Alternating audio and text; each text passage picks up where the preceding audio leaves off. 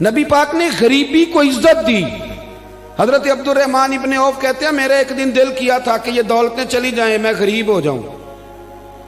حالانکہ امیروں کا کبھی غریب ہونے کو دل میرا کیا تھا. کہ کس طرح؟ فرمانے لگے ایک غریب صحابی حضرت سعد انصاری نبی کریم کی بارگاہ میں ملنے کے لیے آئے. انہوں نے جب نبی پاک کے سامنے ہاتھ کیے نا ملانے کے لیے، قربان جائیں، انہوں نے ہاتھ پیچھے کرنا چاہا پر میرے نبی نے ان کا ہاتھ تھام لیا. حضور نے زور سے پکڑ لیا. انہوں نے ایک دفعہ چاہا، پھر اصل میں آپ سمجھے نہیں نا میں کیا کہہ گیا ہوں، یعنی حضور نے ہاتھ تھام لیا، یعنی نبی کریم نے ان کا اپنے دست مبارک سے ہاتھ پکڑ لیا. صحابی خاموش ہو گئے. حضور نے پھر ان کا ہاتھ کھولا. فرمایا یہ کیا ہے؟ تو وہ رو پڑے. عرض کرنے لگے حضور بچے زیادہ ہیں، مزدور آدمی ہوں، پھاوڑے کے ساتھ، کدال کے ساتھ، کئی کے ساتھ کام کرتے.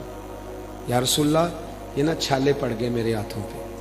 حضرت عبد الرحمن ابن عوف کہتے ہیں کائنات نے، دھرتی نے وہ نظارہ بھی دیکھا کہ جس رسول کے قدم چومنے کے لیے جبریل جھکے، اس محبوب نے مزدور کا ہاتھ چومنا شروع کر دیا. فرماتے ہیں غریبی کو وہ عزت ملی کہ میرا بھی دل کرتا تھا غریب ہو جاؤں، دل کرتا تھا.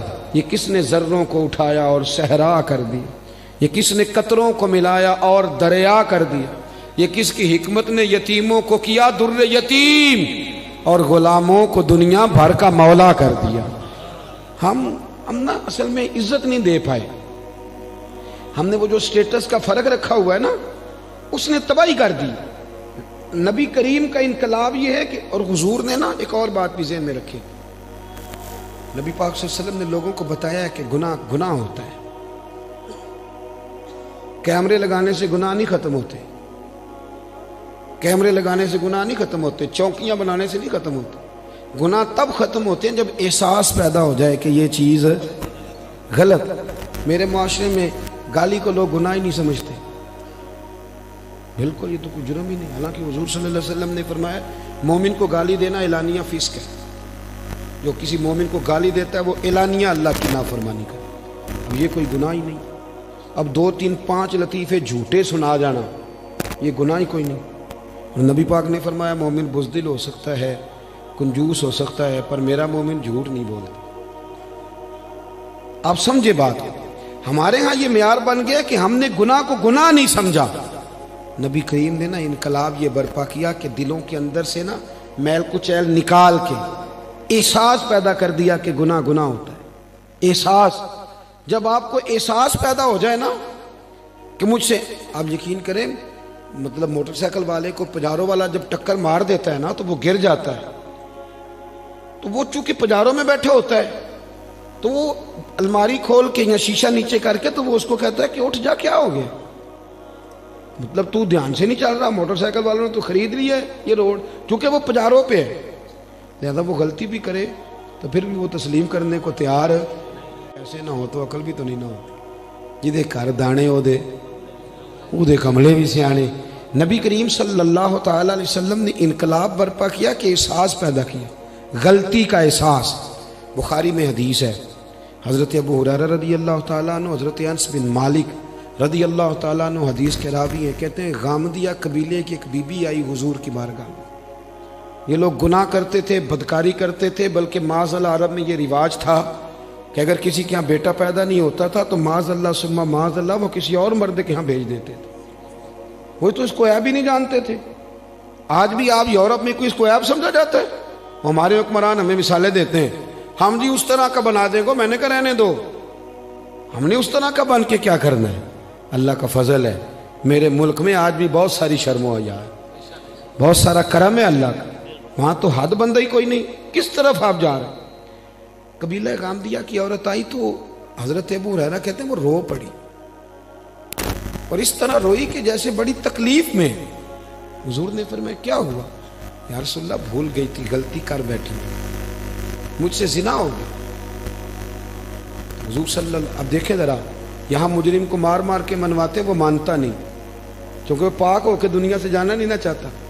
حضور صلی اللہ علیہ وسلم نے نہیں منوایا، وہ خود کہہ رہی ہے. تو محبوب فرمانے لگے تو کیسے ثابت کرے گی کہ تو نے زنا کیا ہے؟ یعنی مجرم کو ثابت کرنا پڑ گا. تو عرض کرنے لگی حضور میرے پیٹ میں ناجائز بچہ ہے.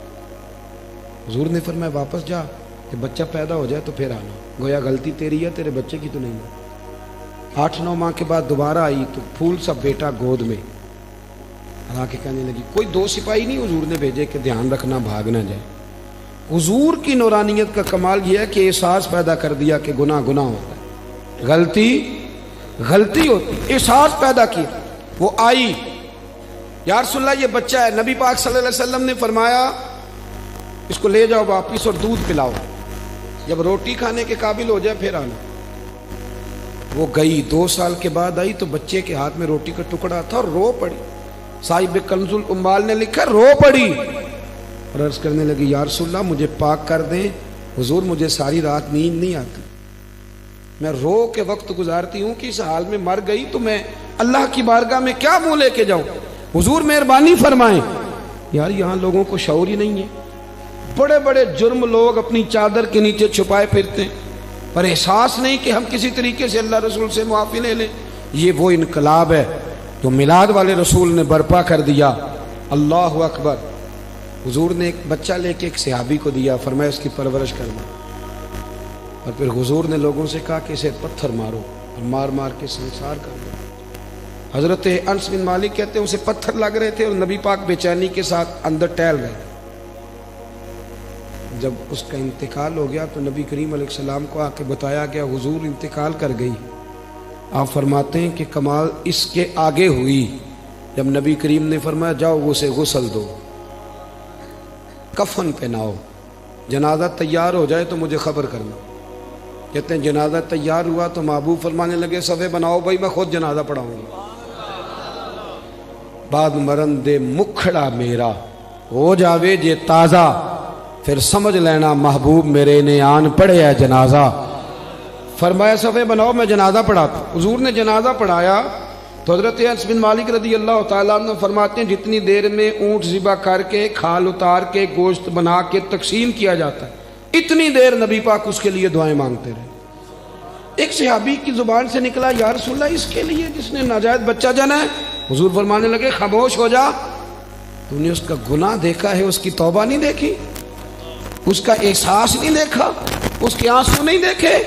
فرمایا اس نے تو ایسی شاندار توبہ کی ہے کہ اگر میں اپنی ساری امت میں بانٹ دوں تو اللہ سب کی بخشش فرما دے گا۔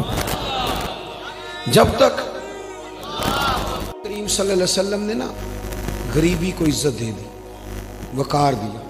دوسرا نبی کریم صلی اللہ علیہ وسلم نے لوگوں کے دلوں میں احساس گناہ پیدا کیا، وہ سمجھ گئے یہ غلطی ہے اور ہمیں توبہ کرنی، سمجھ گئے غلطی ہے۔ ہمارے ہاں جب تک یہ احساس نہیں پیدا ہوتا کہ میں غلطی کر رہا ہوں، بہت سارے لوگ آ کے کہتے پیر صاحب مجھے یاد تو نہیں کبھی کسی کا برا چاہا ہو، یاد تو نہیں کبھی کوئی ایسا کام میں کہ بھی تم تو بڑا ولی اللہ بنا، اتنا بڑا دعویٰ کر گیا کہ تو نے کبھی سوچا بھی نہیں غلطی کا، تو پھر مطلب یہاں آنے کا کیا معنی تھا؟ ہمارے بہت سارے دعوے، میرے سمیت آپ کسی کو چھیڑیں وہ کہے گا ایک دنیا میں بندہ ٹھیک ہے جو میں خود ہوں، اس کے علاوہ کوئی ٹھیک ہے۔ بلکہ بہت سارے لوگ تو کہتے ہیں جی میں چھوٹا تھا تو ابا جی کام نہیں کرتے تھے، بڑا ہوا تو بھائی نہیں کرتے، اور زیادہ بڑا ہوا تو بچے نہیں کرتے تھے، یعنی ثابت کرنا چاہ رہے ہیں کہ ابے کو بھی روٹی میں نہیں کھلائی، میں نہیں پالا ہے۔ یعنی اپنے حق میں دلائل ہر وقت اپنے حق میں دلائل دینا بھی کوئی بات ہے بھائی؟ اپنے اندر اپنی غلطیوں کا احساس پیدا کر۔ تیسری بات میرے نبی کریم صلی اللہ علیہ وسلم نے نا رشتوں کے اندر رشتوں کا احساس پیدا کیا۔ رشتے پہلے بھی تھے پر ان کا احساس، میلاد سے پہلے بھی رشتے تھے پر رشتوں کا احساس موجود۔ حضرت طارق بن عبداللہ رضی اللہ تعالیٰ عنہ فرماتے ہیں کہ میں حضور صلی اللہ علیہ وسلم کے اعلان نبوت سے پہلے ایک دفعہ مکے آیا تھا تو میں نے ایک شخص کو دیکھا ایک بوڑھی عورت کے گلے میں رسی ڈال کے کھینچ کے لے جا رہا ہے۔ میں نے اس سے پوچھا کہ کیوں اس بوڑھی کو تکلیف دے رہے ہو؟ تو کہنے لگا تو ہٹ جا، تو کون ہوتا ہے؟ میں نے کہا یہ کون ہے بوڑھی؟ کہنے لگا میری ماں ہے، گلے میں رسی ڈال کے کھینچ رہی، کہہ رہا بوڑھی ہو گئی ہے کسی کام کی نہیں رہی، منڈی میں بیچنے جا رہا ہوں۔ میں آج جب یہ ہم بات بیان کرتے ہیں تو ہمیں حیرت ہوتی ہے کہ نہیں؟ بولیے، یہ آپ چلے جائیں صرف 7-8 گھنٹے کی فلائٹ ہے، یورپ میں پہنچے، جا کے دیکھ لیں بچہ 18 سال کا ہوتا ہے تو ابے کو فارغ نہیں کر دیتا، وہ آج بھی کوئی احساس رہتا ہے؟ باقی کوئی ایسی ٹینشن ہو، اس پر سیمینار ہوتا ہو، اور ماں باپ بچوں کو نکال دیتے، کہتے بھی تیری 18 سال عمر ہوگی، اب تو نکل جا کے اپنا کچھ سوچ۔ اس کو ہمارے ہاں حیرت سے اس لیے دیکھا جاتا ہے کہ ہم میلاد والے رسول کے ماننے والے ہیں۔